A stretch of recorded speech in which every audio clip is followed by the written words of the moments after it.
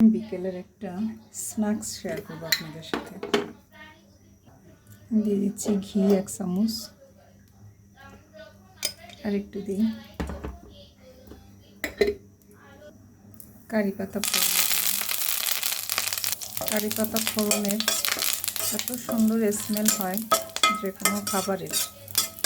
তিতিরের পড়তেছে, টিচার আসছে, এই দুজনকে, তিতিরকে এবং তিতিরের স্যারকে আমি নাস্তাটা দেব।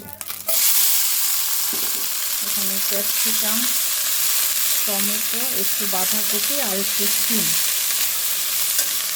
দিয়ে দিলাম, কাঁচামরিচ দিয়ে দিচ্ছি, দিয়ে দিচ্ছি লবণ,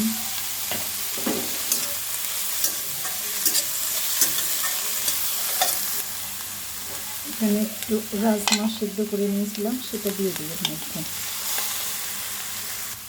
নাড়াচাড়া করে দিই, একটুখানি পানি দিয়ে, এটা না দিলেও হতো, আসলে তাড়াহুড়া করার জন্য আমি আজকে একটু জালটা বাড়িয়ে দিয়ে পানি দিলাম। এই জন্য, না হলে অল্প আঁচে করলে, পানি না দিয়ে ঢেকে ঢেকে করলেই হয়ে যেত।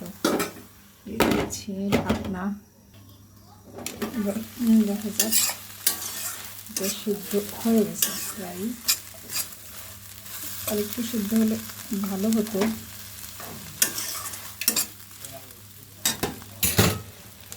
এটা করবো, একটা ডিম ফেটিয়ে দিয়ে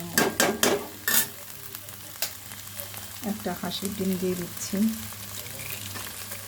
ও কুসুমটা কি সুন্দর না! এটা আসলে কিছুটা নুডলসের মতো লাগবে খেতে। তিতির যেটা বলে যে নুডলস ছাড়া নুডলস আর কি। সবজি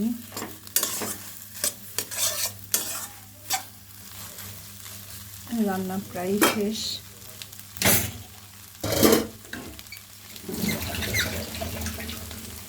এখন কিছু মশলা দিব। এটা হচ্ছে তেঁতুল বীজের গুঁড়া, পাকা তেঁতুল বীজের গুঁড়া শুকিয়ে আমি এরকম মশলা করে নিই, এবং এত সুন্দর ফ্লেভার হয়, যারা না খেয়েছেন তারা আসলে বুঝবেনই না। জালটা এখন কমিয়ে দিই। আর একটা হচ্ছে কোকোনাট অ্যামাইনাস, এটা যে কি দারুণ! চুলাটা বন্ধই করে দিই। স্যারের এখন আসলে এই সময় কোকোনাট অ্যামাইনাস থাকলে আমি আর একটা কোকোনাট অ্যামাইনাস এনে রাখতাম, নাই, শেষ হয়ে গেছে, স্টক আউট। তো কোকোনাট অ্যামাইনাসটা দেওয়ার সাথে সাথে এটার টেস্ট একদম অন্যরকম হয়ে যাবে, দারুণ। এবার পরিবেশনের পালা। দেখেন, এরকম যদি কাউকে আপ্যায়ন করেন,